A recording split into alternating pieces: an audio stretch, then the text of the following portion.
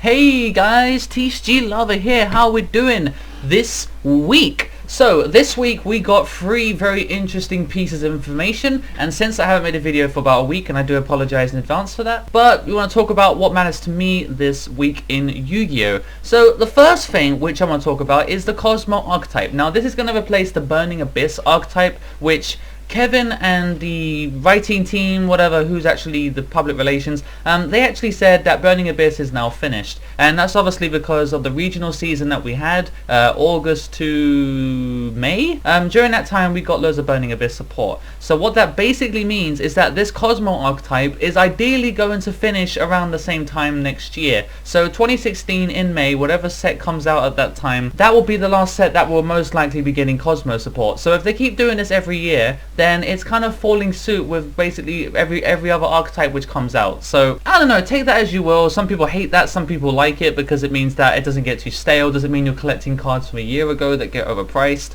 and it means that it all come out in one big mega tin at the end of the year, so you can get hold of the whole archetype in one go. That sounds really good to me, doesn't it? Okay, so the first thing that we got announced was the Kosmos Town field spell. So it allows you to target a banished Cos monster, return it to the hand, and if you do, you lose life points equal to its original level. Once returned, you can reveal, you can basically do a magical mallet with the card. The last part is that if it's destroyed by a card effect, if it's destroyed, so it doesn't miss timing, you get to add another one to your hand or any Cosmo card you actually need for that time. Although this field spell is incredibly strong because it allows you to get back in the game after you've used up all of your girls. So what are the 2 girls that got announced for this archetype? So the first one is Cosmo Goodwitch. Now you can banish this from your graveyard to summon a level 5 or higher Cosmo monster from your hand, and the Cosmo Found Girl allows you to banish it as well on either player's turn, just like Goodwitch, and it allows you to summon one of the spaceships as well. So what are these spaceships exactly? So we've got 2 spaceships announced as well. Forerunner, which you can see by the artwork, actually has the other spaceship in the artwork itself. So you've got the giant ship, and then you've actually got the slipper as well. So that's pretty cool. So it can't be targeted by card effects, which is really nice. During a standby phase, gain 1,000 life points. Now this is relevant because the Cosmo Town and Goodwitch both require you to pay life points for their effects. So this card allows you to kind of mitigate that slightly, which is really nice. 1,000 life points is nothing to scoff at, that's for sure. So if this card is destroyed by battle or card effect and sent to the graveyard, you can banish this card from your graveyard to special summon one level 6 or lower Cosmo monster from your deck. So when you kill the girl, you get the spaceship, and when you kill the spaceship, you get the girl. So it's like an endless loop, and they don't even, not even once per turn either. You just keep doing it, you know. And when you summon Slip Rider, when this card is normal or special summoned, you can target one spell trap card on the field and destroy it. So all of this floating shit, right? All this stuff which is kind of like, you know, what's the point floating? You can just Abyss Dweller and kill it. No, actually, when you summon Slip Rider, you get to destroy a card on the field, a spell trap card, and allows you to keep attacking, right? And obviously Forerunner can't be targeted, right? And it needs to be killed somehow, so you can't target it with negation or castle or something. You have to kill it, basically. And so Slip Rider basically says, if you summon me, I get to destroy a thing for free. So that's pretty broken, okay? If this card is destroyed by battle or card effect and sent to the graveyard, you can banish this card from your graveyard to special summon one level 4 lower Cosmo monster from your deck. So you can see the trend that every single card here, including Cosmo Town, allows you to basically get cards like for free from your deck. It's like playing around with Mystic Tomato, but on a much more broken level. So that's the Kosmos archetype as we know it right now. Very, very interesting, and I'm really hoping it's going to develop into something even more than this, because they all kind of do the same thing right now. Forerunner's a huge monster, 2800 beat stick. Slip Rider's pretty strong as well, and I just hope it just turns into something much better than this as it is now, even though it's already fantastic.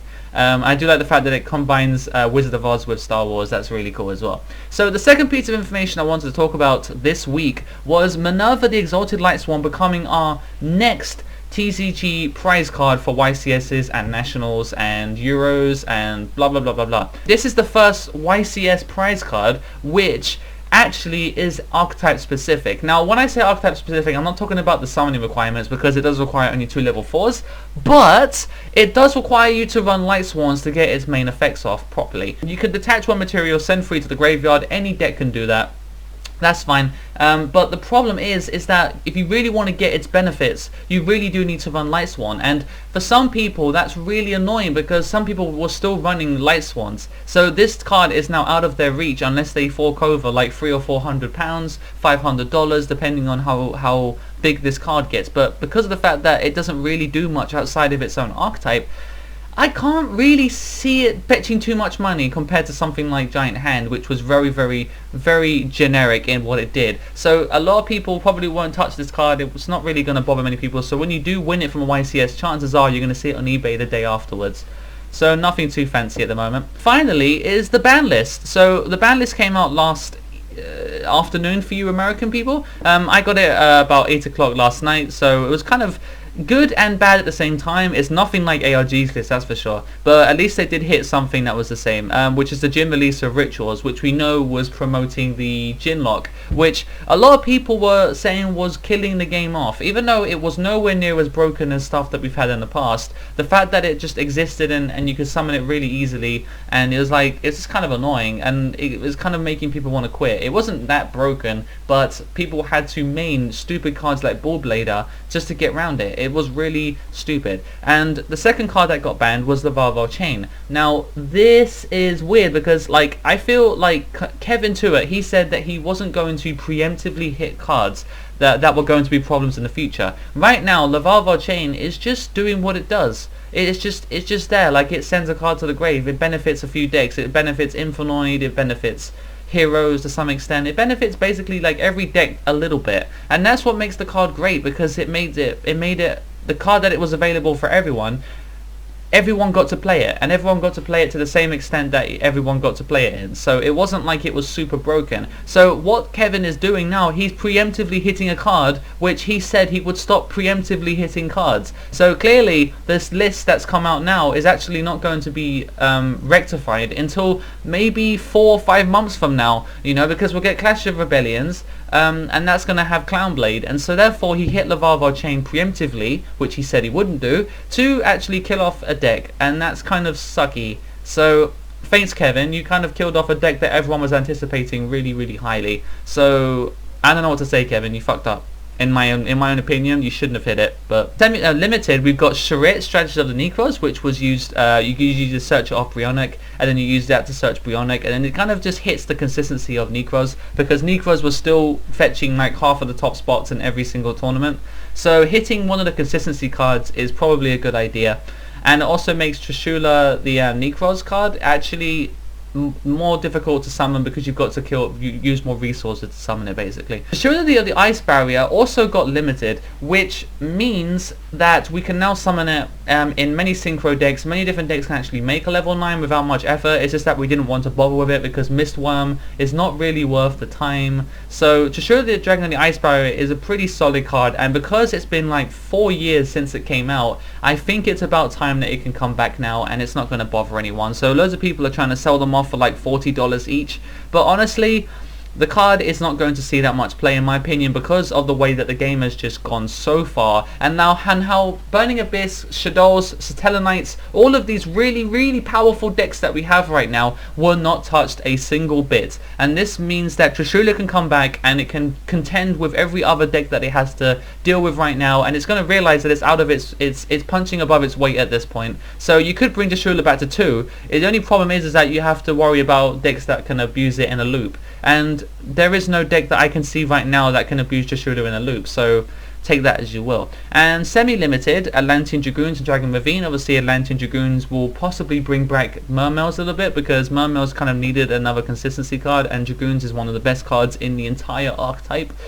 And Dragon Ravine coming back to 2 means that we can now play Dragoonities again. I don't even know why it's not at 3 in the first place, because Dragon Rulers were hit so long ago, and this card was the reason that combination with Dragon Rulers was the reason why it went down to 1, or it even got banned in the first place. So with that, it can come back to 3, and it's not really going to be a big problem, is it? Let's be honest. No longer listed, Glot, Bob, Sinister Serpent, Dark Strike Fighter, Sacred Sword of 7 Stars, Temple of the Kings, Exchange of the Spirit. So a whole bunch of cards which should have come off the list already. Don't know why they took so long. So that's it. So the list is very, very boring, and honestly I feel like the fact that we had to wait 2 extra weeks for this list, because they were saying don't worry, the list will come out when it comes out. We're just kind of waiting for for the fact that, like, we just want to make sure the list is completely fine. You hit 6 cards. How can it take you 2 extra weeks to hit 6 cards? What are you doing with your life? They're just sitting there just, like, in the toilet just jerking off. Oh shit, we're supposed to release the ban list today. No, it's okay, we'll just do it in 2 weeks. It's like, well, you just release it on time and no one has to complain. If you saw Facebook and saw Konami's Facebook group page, you actually would have noticed that everyone was complaining, where is the damn ban list? We don't care if it's a shit ban list like this one. It's not terrible, but it's not great, is it? Let's be honest. And so the fact is that they were being tardy about it, that they were taking 2 extra weeks than they should have, just so they could release this list of 6 cards. So, you know, I feel like all this anticipation for nothing at this point, and I think everyone's having an anticlimax, so I think we can all agree that they could have done a lot better with this list overall. So anyway, those are the 3 things that matter to me this week. A very weird week, but very interesting at the same time, and I hope that the Cosmo archetype gets better, even though it's already looking really, really, really good. Minerva the Exalted Lightsworn, I hope that people don't get butthurt by it too much, and I hope that this list will actually fix some of the problems that the game was having. So anyway, that's my thing for this week, so thanks for watching, guys, and I'll see you guys in a few days.